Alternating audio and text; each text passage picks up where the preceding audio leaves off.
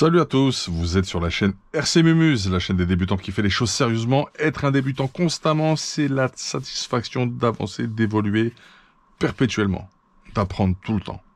Voilà, vous connaissez le slogan de la chaîne. Je le répète quand même, il est fondamental et important. J'espère que vous allez bien. On va profiter d'un petit unboxing qui nous vient d'un de nos partenaires, le shop Egon Racing, qui fait à la fois du B2B, du B2C. C'est le fer de lance de tout ce qui se passe au niveau X-Ray UDI en France. On les remercie pour leur efficacité, leur réactivité. On est toujours aussi bien servi avec des produits de qualité. Et on va vous faire découvrir 2-3 choses qui vont nous permettre d'élargir et d'extrapoler sur un sujet que l'on appelle le carrossage. On est dans l'alignement de la géométrie des parties mobiles en mouvement et en rotation de la voiture. Ok, on va voir que le carrossage, c'est un élément important, que pas sur une grosse plage de réglage. On évolue suivant le train avant et le train arrière entre 1 et 2 degrés, 0 et 2 degrés, et le train arrière plutôt entre 1 et 3 degrés. On verra ça. Ok. On verra en fait concrètement avec quel outil on fait des réglages de carrossage et à quoi ça sert. Voilà, on fait le unboxing et on dérive un petit peu sur le carrossage, puisque dans le unboxing, vous verrez qu'il y a un élément en relation avec ce sujet. Allez, qu'est-ce qu'on a reçu de la part de l'équipe? C'est parti. Big up à Maxime et à Arnaud, bien sûr, obligé. Et à Yank. The Yank. Alors, du petit papier de calage, ça peut toujours servir. D'ailleurs, on va le garder ici. Voilà. Regardez. On a reçu une jauge de carrossage. On va la regarder ensemble.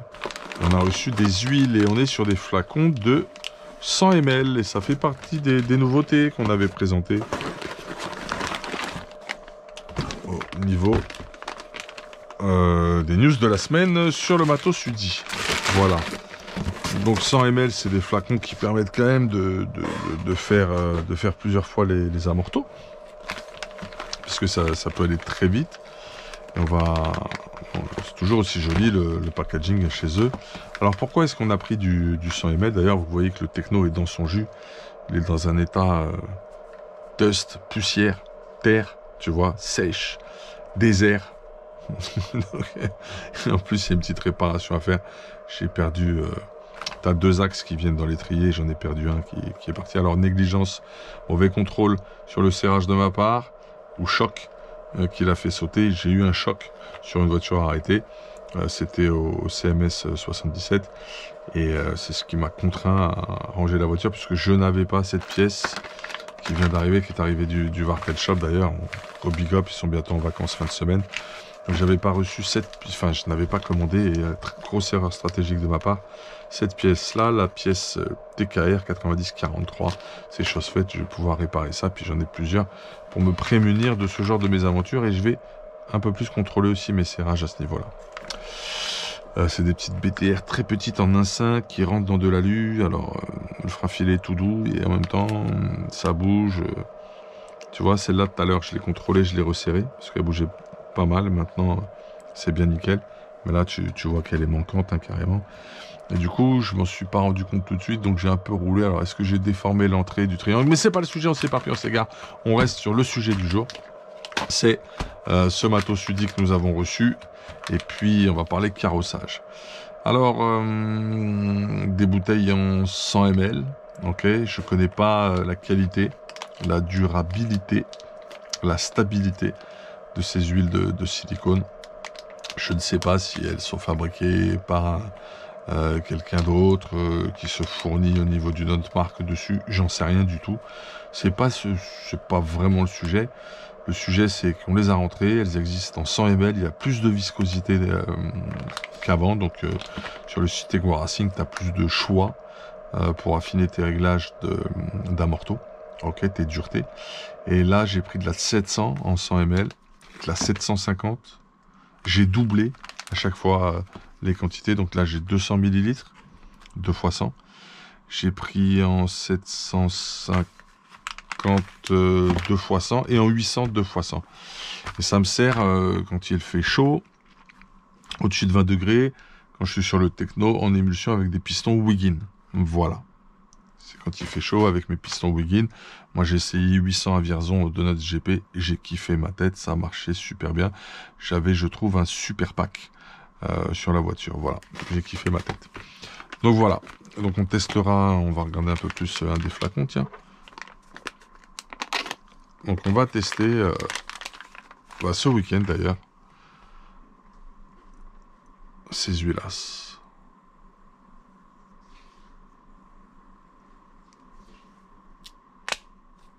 Oh, ambiance gel hydroalcoolique, tu vois, avec le petit bec verseur. Original le packaging.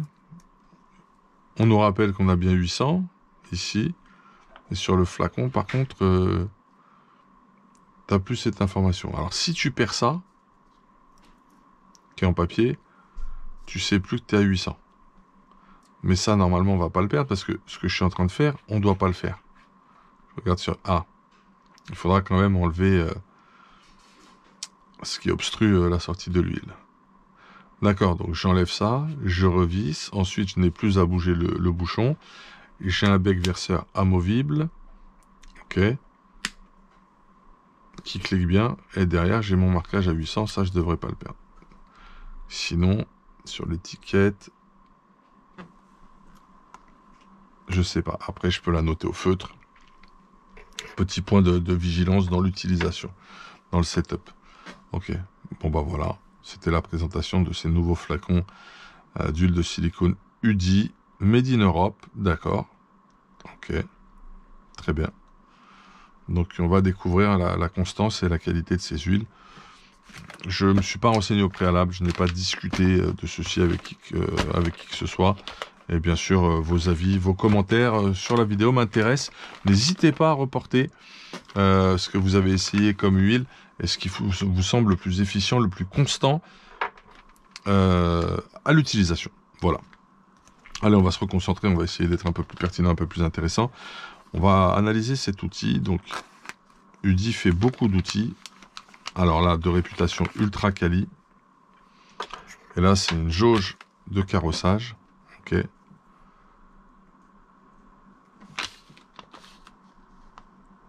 Donc il faudra être sur la planche de réglage. Bien à plat. C'est pour ça que là, j'ai une planche de réglage. Donc je me mets bien à plat. Et là, je viens contre la roue chercher le niveau de carrossage. J'ai une graduation qui me le donne ensuite.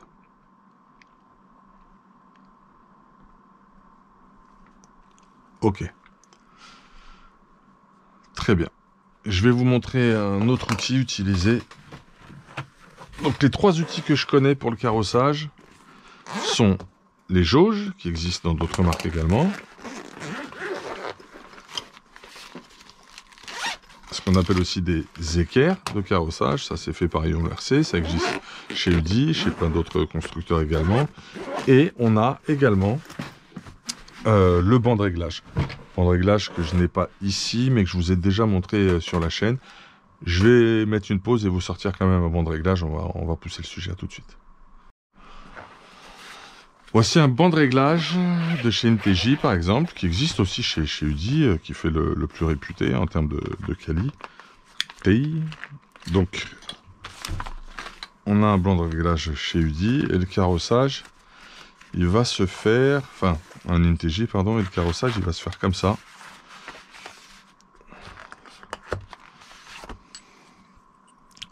Donc tu viens fixer cette pièce-là, et ici, ça vient se fixer ici, tu vois, sur ton module de roue. Et là, tu vas avoir ton carrossage qui va pouvoir être lu et corrigé avec la biellette de tirant supérieur. Ça, c'est sur les trains à étrier, ça se passe comme ça. Par contre, si tu es sur un train à boule, tu vas avoir ici des triangles hauts, avec des cales de chaque côté de l'axe. Ok. Et ça, c'est pour la chasse, pardon. Et pour le train à boule, tu vas avoir en fait deux axes qui viennent sur avec deux rotules dans ton étrier à boule, on va l'appeler comme ça, dans ta fusée à boule. Et en fait, c'est sur l'axe du haut, en calant des rondelles, tu vas pouvoir modifier l'angle de prise de carrossage de la voiture. On va un peu mieux expliquer que ça. Là, c'est pas terrible. On va mieux expliquer, vous allez voir. Il n'y a pas longtemps, on vous a refait tout un réglage de drop, de hauteur de caisse, de carrossage, d'ouverture, de pincement. C'était en live. Donc on vous a fait la prépa de setup sheet du HB E8T Evo 3, HB Racing Truggy. Ce qu'on va faire là, c'est que on va vous remontrer, ça.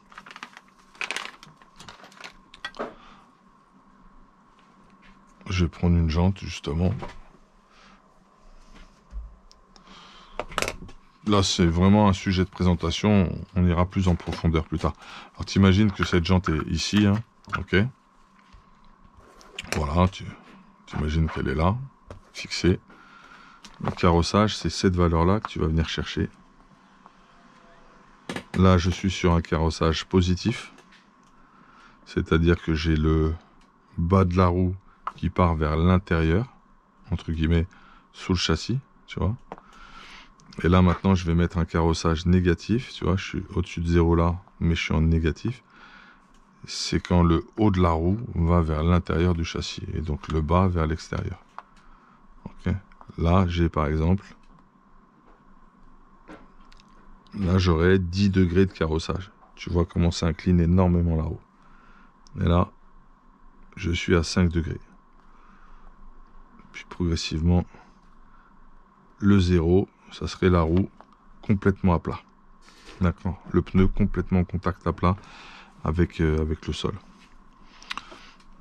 Voilà comment fonctionne en fait cette jauge. Alors ce que tu peux faire, c'est lui donner une valeur que tu bloques. Par exemple, si je veux 2 devant, je me mets bien sur le 2, je bloque.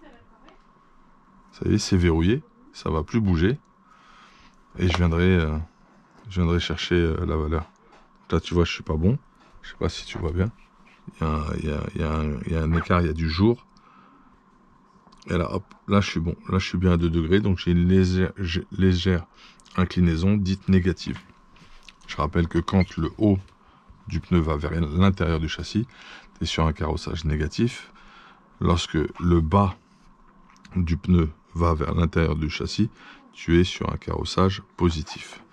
On utilise plutôt des valeurs négatives, on utilise des valeurs de réglage de carrossage pour l'avant et l'arrière négatives.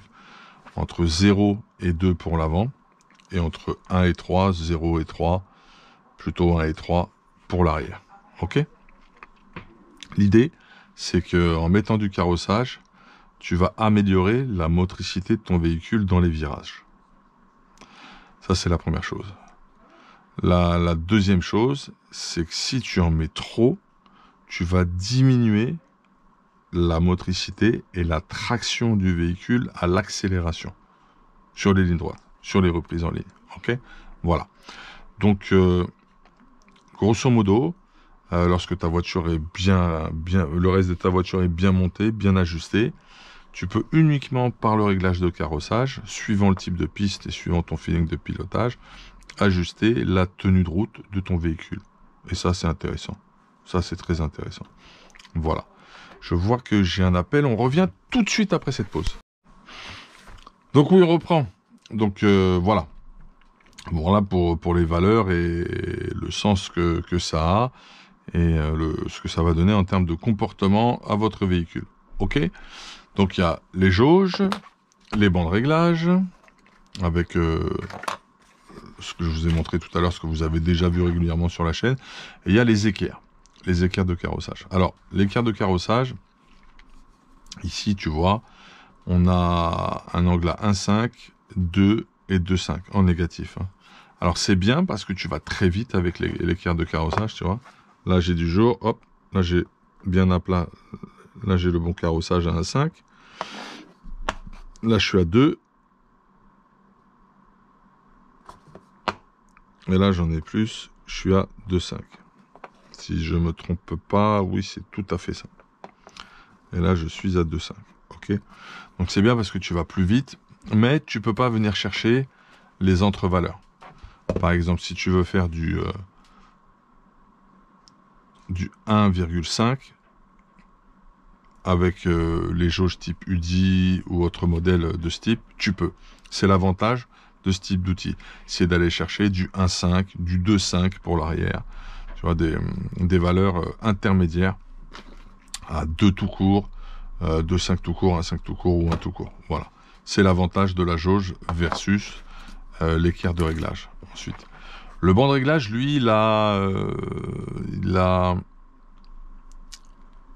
l'avantage de te permettre de tout visualiser d'un coup sur les 4 roues, contrairement à la jauge que tu balades sur chaque roue. Par contre, il te permet de voir en dynamique l'évolution du carrossage en partant du statique, en compressant la voiture à l'enfoncement. Ok, ça c'est un des avantages du banc de réglage. Par contre, suivant la qualité du banc de réglage, suivant le type de jeu que tu as dans tes roulements, dans ta fusée, dans ton étrier ou dans ton train à boules, suivant le jeu que tu vas avoir, ça va te fausser un peu la valeur. Ok, ça va te fausser un peu la valeur. C'est pour ça que dans les stands, en mode opérationnel, en course, alors en préparation châssis, je préfère le banc de réglage au garage, surtout sur des châssis neufs pour des prépas abonnés ou autres, ou la première fois que le châssis va sortir du garage, ok, puisqu'on n'a pas de jeu, à part le jeu fonctionnel classique. Par contre, à l'utilisation dans les stands sur circuit, je préconise et préfère plutôt la jauge et l'équerre. Voilà. Il existe un 4e outil, en fait, que l'on a ici au garage, qui se trouve là, je crois. C'est la même chose que la jauge UDI, mais en digital. Je vais vous montrer ça. J'avais oublié cet outil-là. On va se regarder ça ensemble. J'espère que ça vous plaît, ce type de sujet.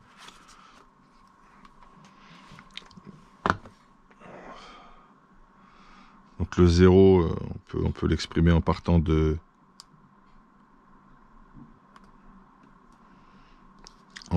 cette table, de ce banc.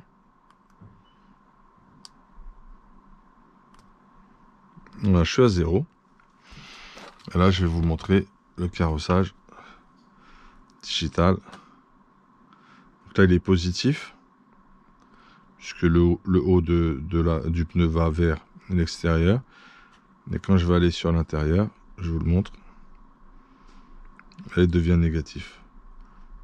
Et là, je vais vous le mettre sur une valeur à 2. Je peux aller chercher des entre-valeurs. Vous voyez? Un peu plus finement, même peut-être qu'avec la jauge. Voilà. Là, j'étais à 1. Là, je vais pousser à 3. Là, je suis à 3. J'espère que ça se voit bien à la caméra. Je sais pas. Oui, non, peut-être. Voilà. Donc, vous avez aussi la même chose en digital. C'est plutôt pas mal. Voilà, qu'on peut apprécier aussi dans les stands, qui donne un vrai confort de lecture en fait avec l'écran. Voilà un petit peu les différents modes, des procédés de réglage et d'outils de réglage de carrossage que nous avons à disposition, les gars, dans notre pratique de la RC. Je fais le foufou, je fais un peu je sais pas ce que je vous dis là, je fais n'importe quoi. En tout cas, ce qui est sûr, ce qui est bien, c'est qu'on a vu 4 outils différents. On a parlé de la manière dont se faisait le réglage de carrossage et des incidences. On pourra bien sûr développer ces questions-là. N'hésitez pas en commentaire à donner votre avis sur ces outils. Qu'est-ce que vous préférez?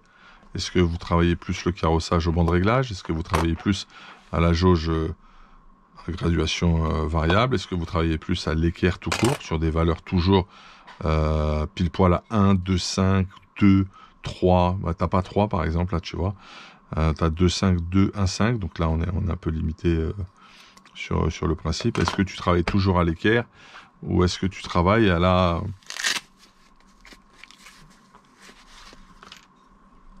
l'équerre digitale de carrossage?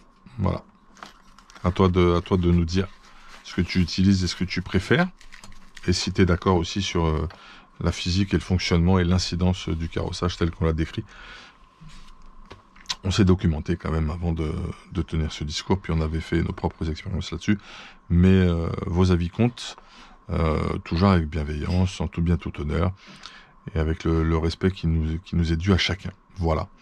Ce petit sujet unboxing d'outils UDI et d'huile UDI focus sur le carrossage est terminé. J'espère que ça vous a plu. J'ai besoin de vos retours en commentaire sur le fait que vous avez apprécié le sujet. Ça, c'est fondamental, messieurs, dames. D'ici là, portez-vous bien. Une excellente continuation à vous. Vous étiez sur la chaîne RC Minus. Big up. Hey, à bientôt.